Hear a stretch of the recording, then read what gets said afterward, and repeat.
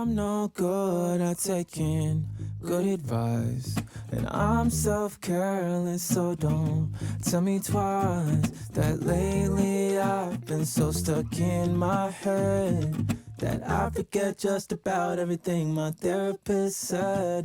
Maybe I'm self-helpless. Hey everyone, welcome to Self-Helpless. I'm Delanie Fischer, and today I'm joined by Vincent Genna, who is a psychic therapist and best-selling author.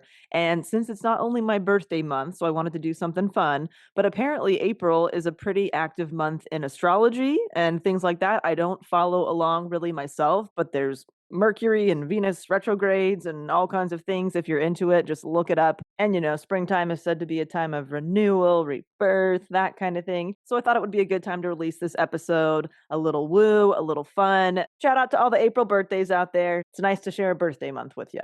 Vincent shared a lot of interesting concepts in here. We discussed intuition, unconscious beliefs, and, just small stuff like the nature of reality. Anyway, I especially enjoyed how he flipped certain common concepts that we've all heard on their head a little bit and offered new ways of looking at them, like how he doesn't believe we tap into intuition.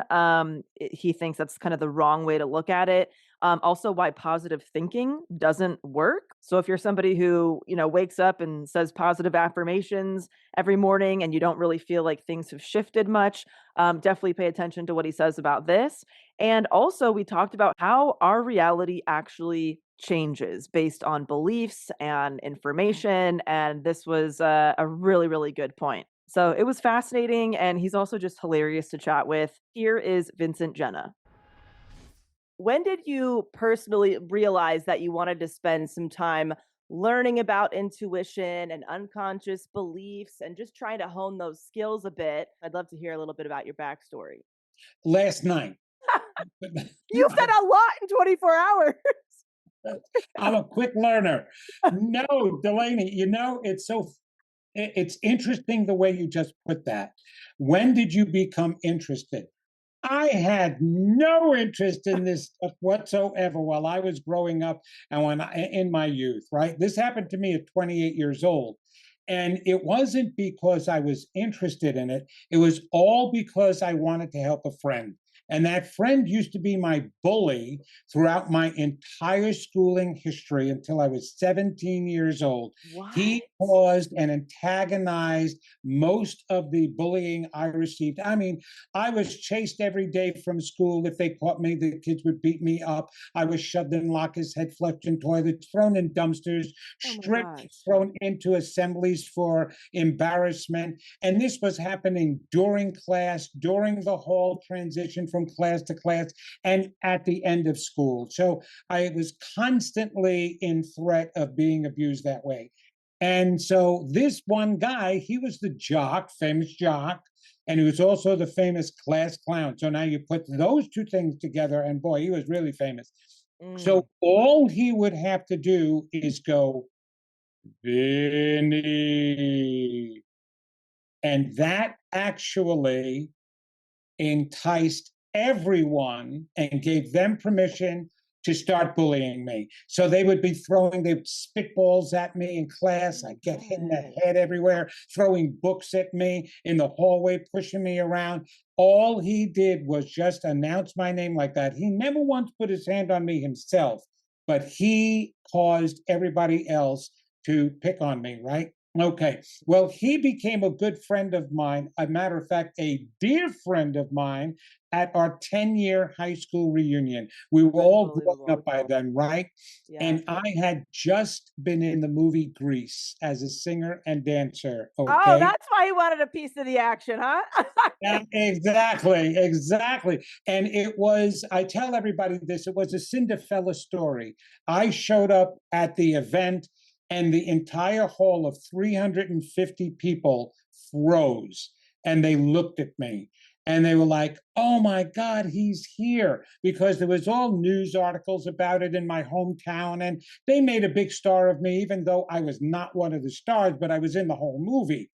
And so the girls were around me while my wife and I are sitting down having dinner, wanting to know all about Hollywood. And he came running up to me. This guy, my abuser, came running up to me, grabbed me in a bear hug, would never let me go. He was just holding me. And in that hug, Delanie, I felt not heard, but felt, I am so sorry for how I treated you. Just hugging me. So we never had to say, I forgive you. He never said, I'm sorry. We just bypassed those words and jumped right into deep friendship. I knew, though, as you asked a guy like him, how are you doing? The entire conversation for the rest of the evening is all about him and how wonderful his life was. That's how it was with this guy. And I can say his name, Dennis, because he always gives me permission. It's in my book. And so Dennis invited my wife and I over to his very expensive condo in Connecticut to spend a weekend. You know, he was married to his childhood sweetheart, had 3 children, had an incredible job, all of that stuff he was giving me, feeding me. And I kept hearing BS, BS, BS, BS. And I didn't know why, but when we left that weekend, and by the way, his wife and kids weren't there, they were away somewhere for the weekend, right? I'm driving home. I'm hysterical crying. I'm crying while I'm driving. I'm wiping my eyes while I'm driving from Connecticut back to Long Island, because that's where we were living at the time. Yeah. And my wife is like, what is wrong with you? And all I could say to her was, my heart is breaking for him. My heart is breaking. I know his life is falling apart and he is not telling anybody about it. And I don't know how to help him. And she said, what are you talking about? I said, no, honey, I know. I'm just telling you, I know something is wrong. This is terrible. And so in that car, I cried out to God. I begged him, God, you got to help me. You got to help me develop something, give me the ability to be able to help him. I'm just like looking up, right? Like that's where God is supposed to be, as we all know, up there, right? And I'm like, please, please help me. And I didn't cry out for God to help him. I was begging God to help me help him and people like him, because I know how it is to have your esteem taken away and to feel like crap, you know, because that's what I felt he was feeling, even though he never said anything like that. It was within a week's time that the most incredible paranormal, metaphysical, spiritual, whatever the heck you want to call it, started to happen to me. All of this ability began to happen, and it was freaking us all out. I didn't know how to handle it or take it, because that was not my expectation when I asked God to give me the ability to help him. I mean, those were the loonies in California. I moved to New York. And so it wasn't an easy transition, and I bucked it a lot of the way. I'm like, no, that can't be me. That's not me. But that's exactly how it happened. And as I finally gave into it, which took a few years, but once I started opening up, I realized this is an important ability and gift. And I had to get into it as best as I could. And I used to train. I was directed to all the education material right away from the beginning. Shortly after this event was happening to me, I'm sitting in the doctor's office with my wife. She took a ride with me. I had a doctor's appointment, just a general, physical. And I'm talking to her about, I can't believe this stuff that's going on. This is unbelievable. Well, a woman sitting near us all of a sudden scoots over by us. And she says, I'm so sorry. I didn't mean to overhear your conversation, but I know exactly what you're going through. And I'm like, are you kidding me? What? I'm looking at my wife. What am I going through? She says, you just went through a spiritual awakening. I've gone through the same thing. Let me tell you what to do. And she gave us so much guidance. She became a friend of ours. And that's how it was all laid out for me. And then as soon as I latched on and proclaimed this was what I was going to do, it just began opening up. And so it began that way with resistance. And once I gave into it, it is bringing me the greatest gifts, the greatest joy. So the guy and the kid who was my enemy was the greatest catalyst to my gifts. And by the way, he's so healed now and wonderful. He became my first spiritual student. He's one of my dearest friends now and closest, all because of what happened. So that was the Reader's Digest abridged version. I only have 1,000,001 questions for you. And I remember my first boyfriend that I was with for like 4.5 years. I remember leaving his house and and crying on the way home. And your story really hit me because I'm like, oh my gosh, I remember that feeling of crying, not knowing why I'm crying, but feeling so sad. We weren't fighting, nothing was happening. And of course, then I find out he had been cheating on me for like a year and a half. And I was obviously picking up on something in that moment that I didn't know and that I wouldn't find out till like maybe a year or two later. But I wasn't aware that I was seeing signs, but I was thinking maybe my mind, maybe my body is picking up on signals that I'm not really registering or processing in the moment. Do you think it's our brain processing things without us realizing it and trying to tell us something? Or do you think something kind of supernatural is going on? Do you think there's a mix of both? Oh, well, that's a really good question because everybody asks me what intuition is and all of that and what Yeah. guidance is. And yes, it's a combination of both. But here's the thing, it is not the brain that's doing it. Intuition comes into us throughout the right side of the brain. The left brain then labels the intuition. But what winds up happening and what was sounding like what was happening to you, and that happens to so many people, you get this intuition. I'm just getting a feeling I need to, what is that? What is that? Now the intellect is supposed to kick in to label that intuition, but only do that. Just label it to let you know what it's about. Okay, I'm having some really bad feelings about my boyfriend that I've got to watch out for, this guy that I'm dating or that I possibly may be dating. I'm not sure what that is about. Now that opens up the doorway for other insight to come in. But that left brain, because it started labeling that intellect, it keeps going. Oh, wait, no, that's silly. No, what do you mean that I shouldn't be going out with him? I shouldn't date him. I shouldn't do this. I shouldn't do that. No, that's silly. I'm just going to go with it because I'm feeling, my heart's telling me go with it. No, your heart's not telling you. It's your left brain thinking that's telling you.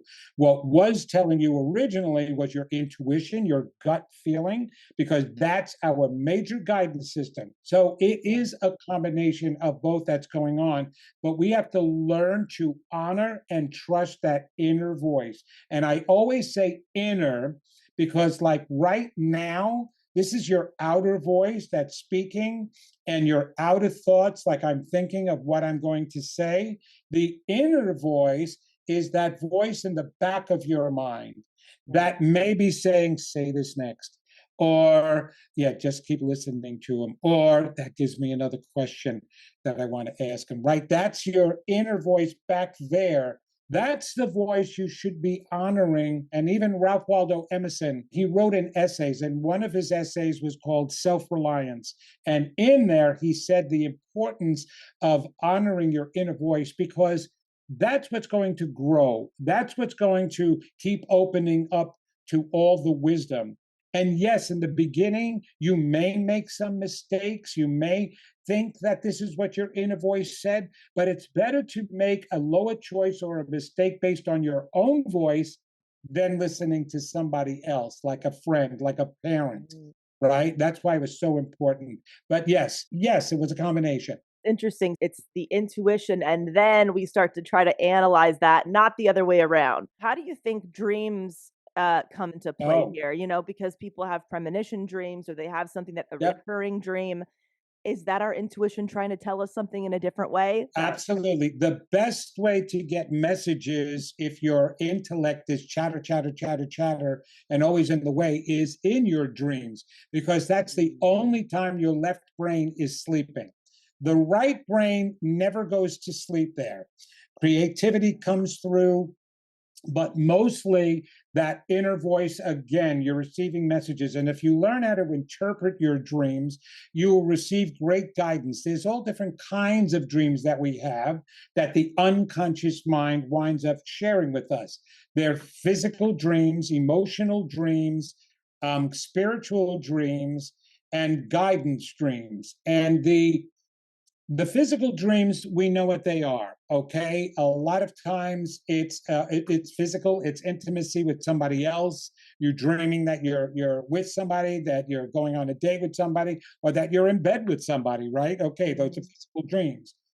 The emotional dreams are what most people have, and it usually indicates some very deep unresolved stress.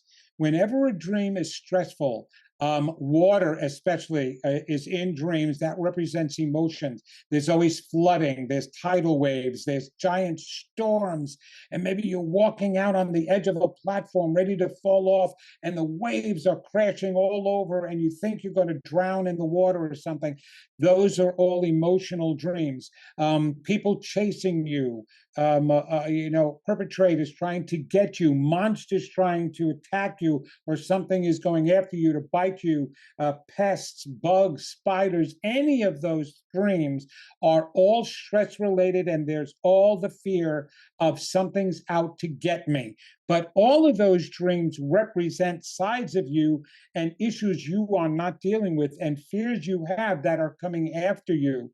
The spiritual dreams, having a conversation with God, maybe you even see an angel in there, or you get symbols. And so each one of those dream sources are telling you or trying to tell you something that's very important. And you can learn how to face them. If you can face them in your dreams, especially the emotional ones, then you are going to fix something during the day. I remember I always used to have these dreams, and in matter of fact, I still do. And it always relates to me performing, having been a performer. So there's always a stage. It's always something about a script, me not remembering my lines, something along those. I'll turn around right away in the morning and go, all right, what's bothering me? Okay, I've got an event coming up, and what am I afraid of? I'm going to forget what to say or something? No, I've never done that before. It's okay. So I'll reflect. Right. One time there was an emotional thing I was going through, and my dream was that it was a gorgeous day outside. I'm standing on the shoreline, a shore of a beautiful beach, and right in front of me is a giant tsunami headed my way. And I know I can't run and get out of the way. And I'm sitting there in my dream saying, I can deal with this. I can deal with this. And sure enough, the wave hit me. Now I felt myself physically gasping for air and taking a big breath. The wave comes over me. I'm in the water and I'm telling myself, just breathe. And so I'm deep down underwater. I don't know even how much is over me. And I take a deep breath and I go, I can breathe. It's okay. This isn't going to hurt me. Well, as soon as I woke up in the morning, I also felt very strong, very powerful, and was able to deal with the emotional stuff that was going on in my life. So yes, dreams have a major way of contributing, and yes, your intuition and the guidance system. Dreams are very important because that's when the left brain that gets in the way is out of the way. Ooh, I love it. So fascinating. Do you feel like everybody has the ability to tap into this stuff and we're just so bogged down with all the bullshit of our day-to-days and technology and other people's opinions and blah blah blah blah? Yes, a matter of fact, it's not that everybody is tapped into it. It's a matter that everybody has intuition. We would not be 11,000 years old plus as a species if we didn't have intuition. It's constantly talking to us 24/7. And yes, we are totally bogged down by mundaneness of life. We get so caught up in busyness, and people will know these things. They'll experience them all the time. It's like I don't know, something comes on TV, and a mother's sitting there watching TV with the kids and say, I knew that was going to come on. I didn't say anything, but I knew it was going to come on. So it's sometimes it's so difficult to give the attention and focus to that inner voice, but it is constantly there. It's always there. And all it is a matter of staying in the moment. That's the other reason for mindfulness and staying in the moment, not only to not miss life and to enjoy your day-to-day things and moment-to-moment things that are going on with you, but to catch the thoughts, the positive ones, the negative ones, the intuitive ones, because that's when you can make the most changes, is when you're paying attention to what you're hearing. What does it feel like for you when you feel like you're receiving some guidance? What does that feel like for you? One of the main reasons why I know it's somebody else, because chances are it's not something I would have thought of myself, or I would have said myself. It's always positive for me. It's always positive. It's never negative. It's never a warning. Like I was telling you about the boyfriend, really, the way you would hear your insight for dating, something like that, would be there'd be somebody better. This may not be in your best and highest interest. And that's not so negative because fear doesn't make us make good decisions. Fear can sometimes make us make bad decisions. I'll give you an example of that. There were some people, many people, matter of fact, who woke up one morning, let's say, one morning, and one of them said, you know what? Hon, I'm going to drive the kids to school today instead of them taking a school bus. I came home from work late last night. I didn't see them. They got to bed so early. I want to spend a little morning. I'll go to work late today. All right. And somebody else woke up and said, I'm taking a me day. I have not taken off for the past couple of months. I'm just staying home today and having fun. I don't care what I do. I'm going to veg around, and it doesn't go to work. And then another person that woke up and said, I'm going to go to work late today because I'm going to do the chores. I got some cleaning to pick up. I don't want to be home late from work because we're going to have a nice dinner with the kids. And so that person went to work late. And there's a whole bunch of those stories of those people that decided to do something else that morning. Do you know what famous morning that was? 9/11, I'm assuming, right? 9/11. Yeah. On 9/11, not one of those people were warned, don't go to work today. Yeah. And so you don't know, and we don't know how many other people heard those messages and may have said, no, I got too much to do. I got to get to work. Right? We don't know. But what we do know is the people that got the insight or inspiration to do something else that morning. It's not coincidence. It was direct guidance for sure, but their choice to listen to it. They just listened to it. They honored that inner voice. And if you really look at the world and look at the direction it's gone in, you can almost be guaranteed to see who's not listening to that voice. But I can assure you, they've all gotten it. It's just that it doesn't necessarily have to come out negative. It won't come out negative in that way. It'll come out in a positive, redirected way. So that's how I know when somebody else is talking to me, because I can go negative too, even though I've been doing this work for the longest time, by habit. By habit. We all can. So when you get that inner positive something word in there, then it's better. It's our left brain thinking that can turn it into a negative.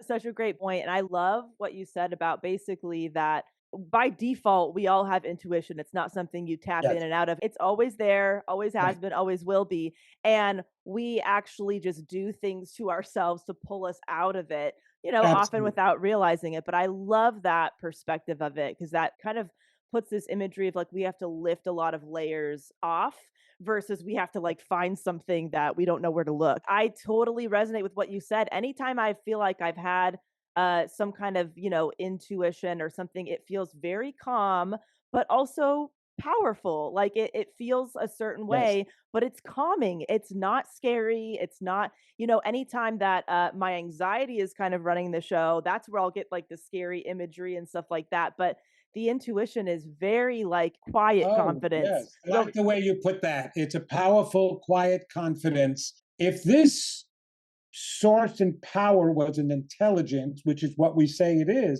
was an intelligence. It was an intelligent energy. Mhm. I find it so fascinating when people are talking about be realistic. Let's talk about reality here. It's like what is the reality, We're floating on a big ball in the sky here. What the I don't know what the fuck the reality is. We try to like really keep ourselves small and other people small and all of that.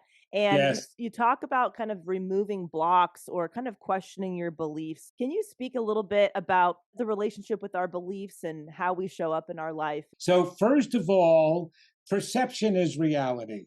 Because if you remember, there was a time period that reality was that the world was flat. until there was a new thought and understanding that the world was not flat. It was Copernicus who said it wasn't flat.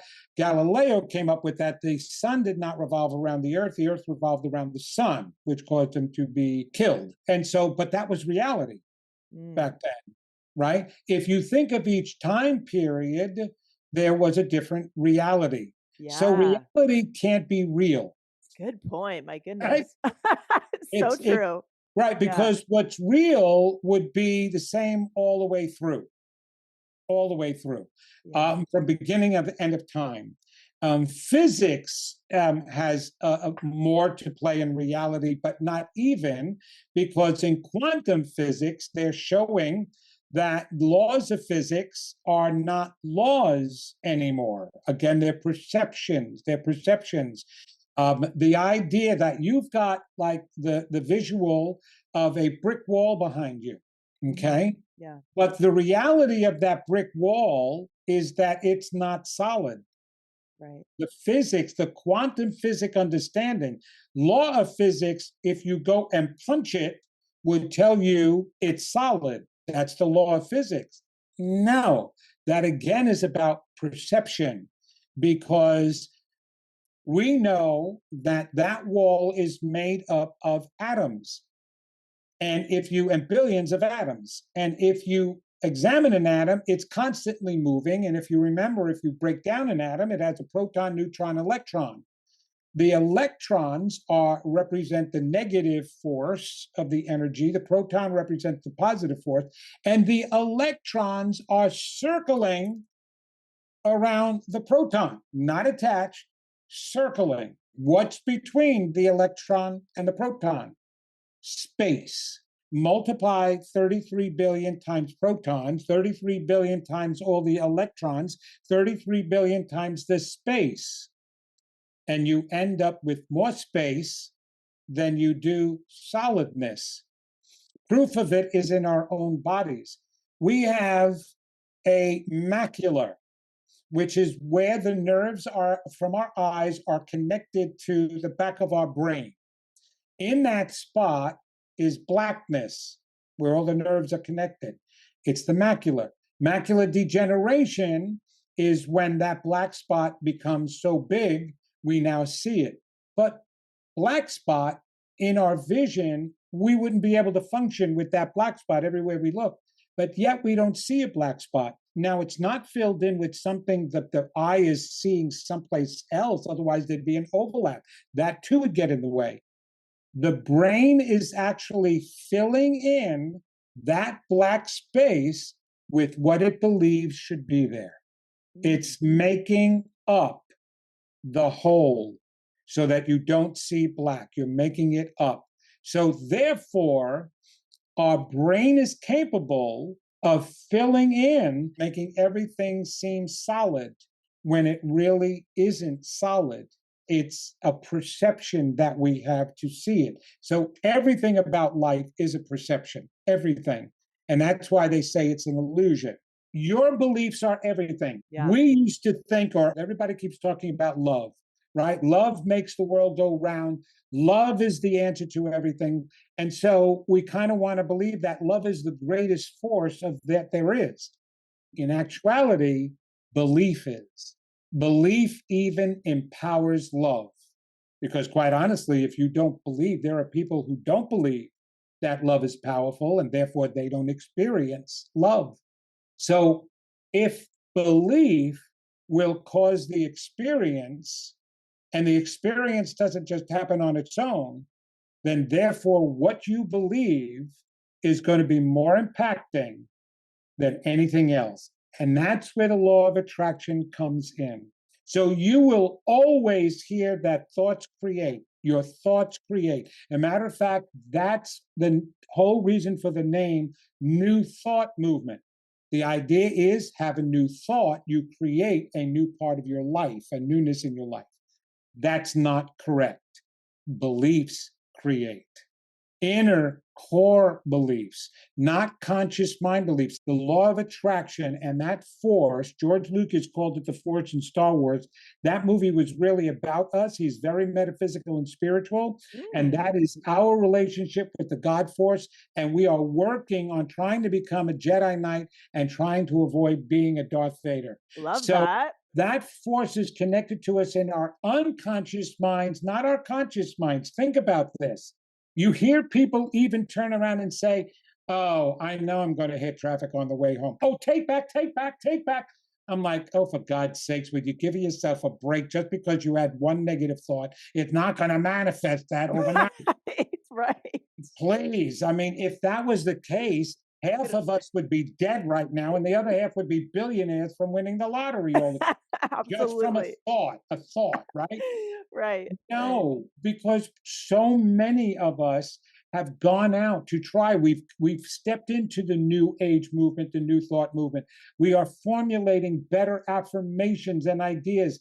I'm good enough. I deserve that job that I'm applying for right now. I'm going to attract my knight in shining armor, my princess. I know that. I deserve that. And yet those things aren't happening. I know that I'm financially free and that money is and abundance is coming to me. And yet those things don't keep happening. The original title of my book was called God, It's Not Working, but my editors have changed it into The Secret That's Holding You Back. They like that better. But we always end up saying, God, it's not working. What is this? This is all BS then.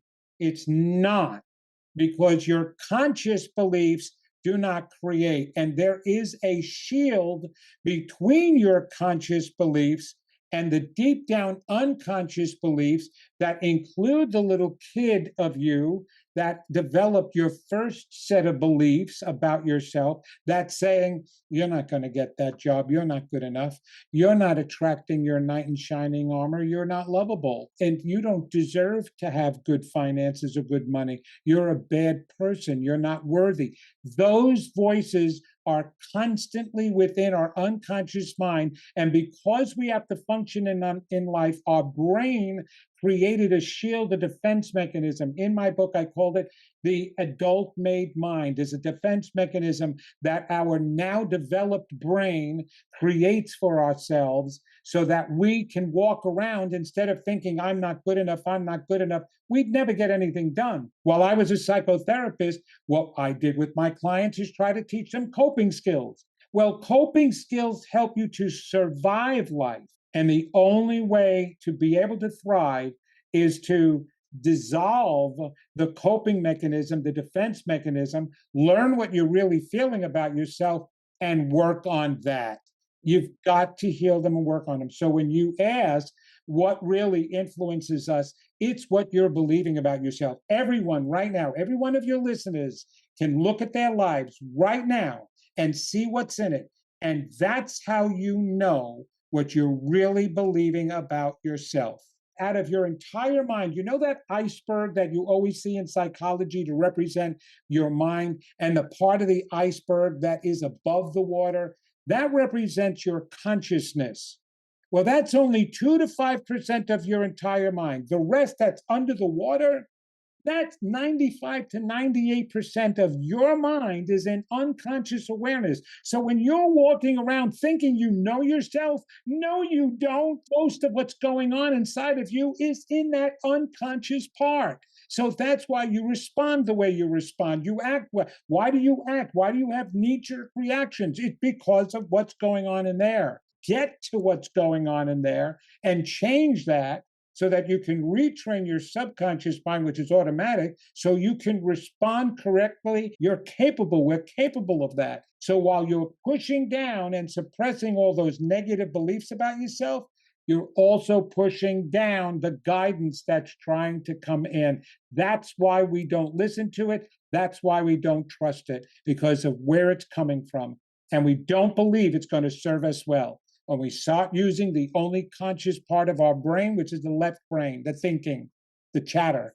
If let's say somebody's tuning in right now and they're not sure how this really applies to them or their daily life, could you share an example of how somebody's belief was shaping their their reality and how they change that belief to get a different kind of outcome. It's always broken down into at least four different sections of life: a person's career, a person's love life, and that usually switches back and forth in importance with career, a person's financial status, and a person's health. And it's hard, it's really hard, Delanie, to hear a person say out loud, and I've made some of my clients say it: I'm not good enough, I'm not lovable.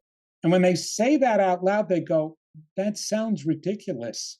I said, I know it sounds ridiculous. That's why your mind repressed it and pushed it away, because that hurt so much. It sounded so harsh that it didn't want to pay attention to it. But that's what you've been walking around believing your entire life. And so everything you've been going after, and you wonder why sometimes you gain some things, because some people do gain things sometimes because they have such a strong false confidence, but it usually falls apart and they don't ever gain what they really want. I had this one gentleman, Scott, he's in the book, as a client, and he was an engineer. Engineers have great, careers and stuff like that. But pointed out to him, I said, wait, I'd seen when you were a teenager, you were playing the guitar. As a matter of fact, you had a band.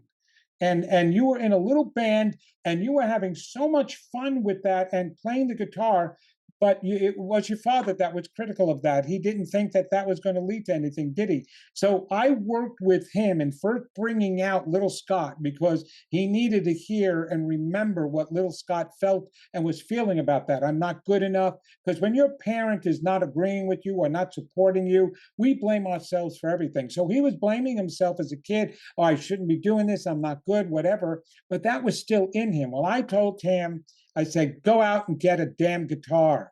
And I'm telling you right now, I don't care if you sound like you're squeaking and you're breaking glass and everybody wants to put their fingers in their ears. Learn again how to play that guitar. Get back into playing it. It's going to change your entire life.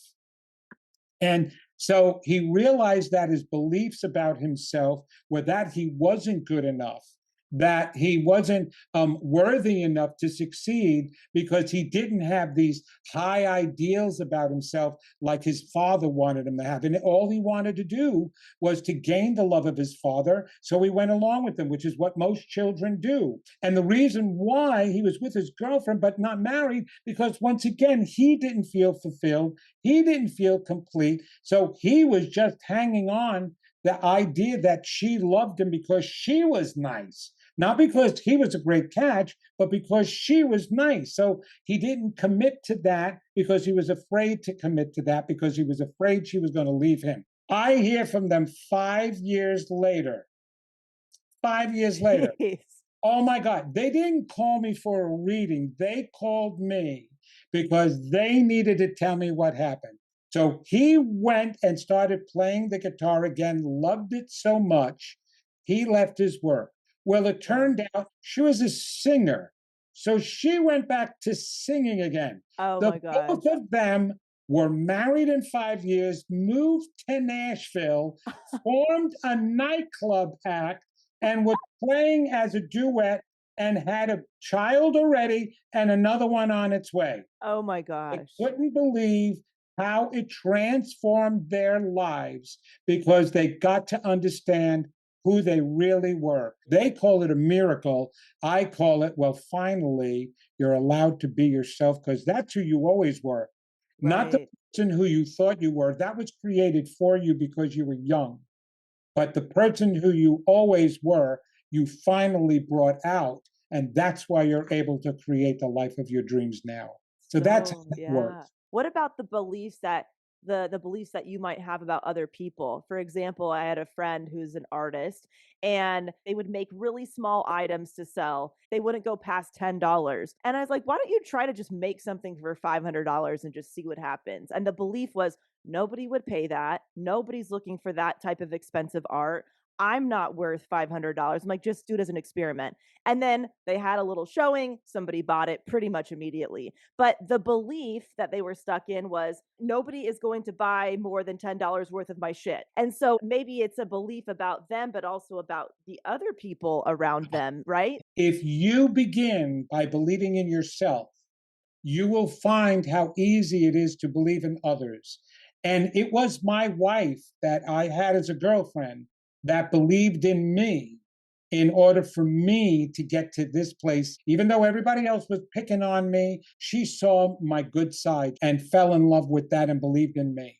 So your belief in somebody else can spark their own belief about themselves. So your belief in your friend to be able to do that helped him, helped her, helped them believe in themselves to then do it, and then it gets validated. So that's why we're here together, is to experience that unity, is knowing that we help ourselves, and the joy of being able to help somebody else gets us to grow even more. I'm sure you felt like so incredible. You see, look at how much worth it you really are, and it makes you want to do that with all other people too, which is the reason why you have this podcast. And I'm on it because I want to be the one giving the message too.